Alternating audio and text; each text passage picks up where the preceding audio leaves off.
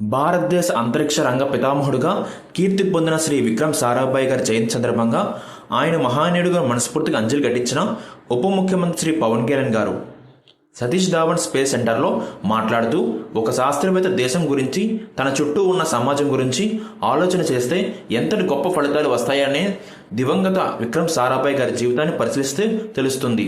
ఈ రోజు మన దేశం అంతరిక్ష పరిశోధన రంగంలో గణనీయ విజయాలు సాధిస్తుందంటే స్వాతంత్రం వచ్చిన తొలి నాళ్ళలోనే ఈ రంగం విశిష్ట సేవలందించింది. శాస్త్రవేత్త విక్రమ్ సారాభాయ్ గారి దూరదృష్టి కారణం.